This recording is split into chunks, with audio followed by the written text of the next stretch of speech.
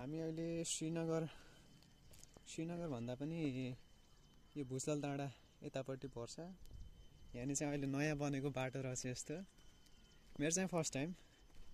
आज चाहिँ यतिकै बजार आउने काम थियो, अनि त्यहाँदेखि यसो घर जाँदै तस घुमौँ न त भनेर आएको। हेर्नुहोस् त, अब हेर्ने मान्छे भयो क्या, ठिकै छ। नभए आफ्नै मेमोरीको लागि हुन्छ।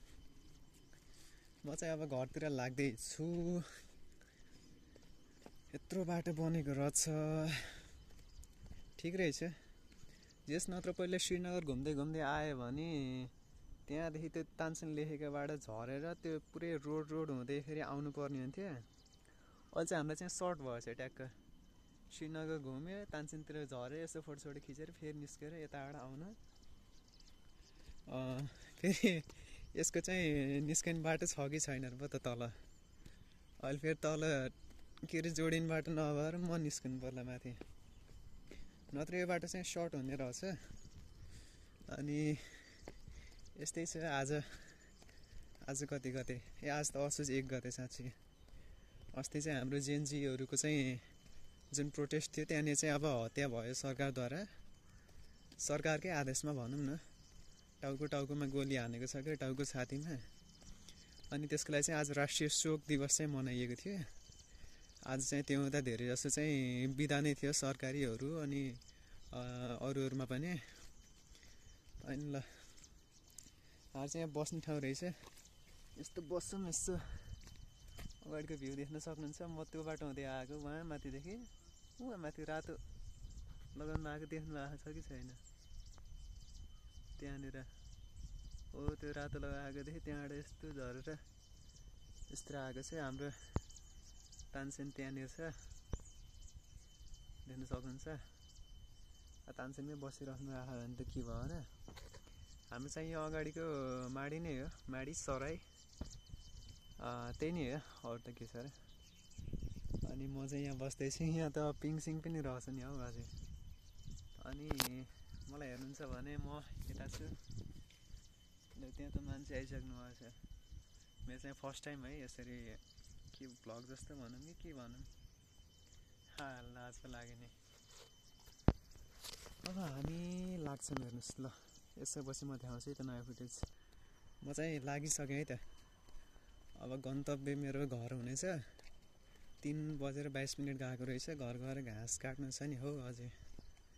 आज 16 श्राद्ध, बुवा मम्मी एक छाकी बस्नु आएको।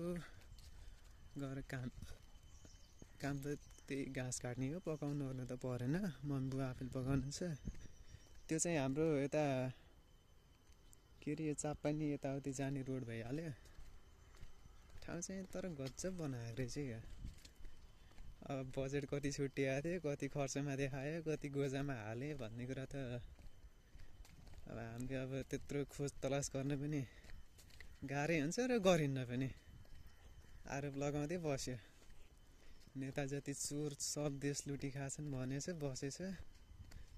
तर पनि अहिले त नयाँ सरकार, अन्तरिम सरकार हाम्रो हुनुहुन्छ। 6 महिनामा निर्वाचन गराएर अनि त्यसपछि सायद प्रधानमन्त्रीमा हाम्रो बालेन्द्र शाहज्यू हुनुहुन्छ होला। अब यति नै हो। केही अब नयाँ नौलो देखिएछ भने म तपाईँहरूलाई देखाउँछु क्या, नत्र कति लामो गराइराख्नु। लु, थोरै यसो बेरको लागि चाहिँ म काट्छु ल। हाम्रो यहाँ तल जोडिने बाटो पक्कै पनि छ। म यहाँदेखि झरेर यतापट्टि लाग्छु क्या।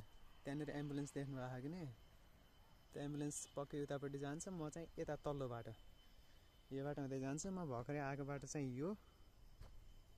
घाम चाहिँ अलिअलि मद्रो छ। पानी बेसमा नि आइरहेको थियो, अनि पानी चाहिँ बिसाएको छ। बिहान म बाइकमा तलबाट एउटा रेनकोट, माथिबाट अर्को रेनकोट लगाएर आएको थियो। छाता पनि ल्याएको थियो अझै। घर जाँदा चाहिँ केही बोक्न हैरान झ्याउ लाग्छ कि र। रित्तै हिँड्नु छुट्टै मजा आउँछ। त्यहाँ अगाडि मभन्दा अघिदेखि यहाँनिर फोटोसुट गरिराख्नु भएको थियो। उहाँ झर्नु भएको रहेछ, देख्नु भएको छ कि छैन? लु, मार्नु होला फेरि। मलाई डर लाग्छ र पो त, डराउनै पर्छ। नचाहिँदो केसमा भित्र हालिदिन्छन्। के गर्नु? अन्त अब जसले पनि महिलाहरूको त्यसो होला, पुरुषहरूको अरू होला, सज्जन त को होला र। सज्जन भागालाई पनि नचाहिँदो आरोपमै हाल्छन् फेरि अरू मुद्दामा, आम जनताले नहाले पनि। अब लु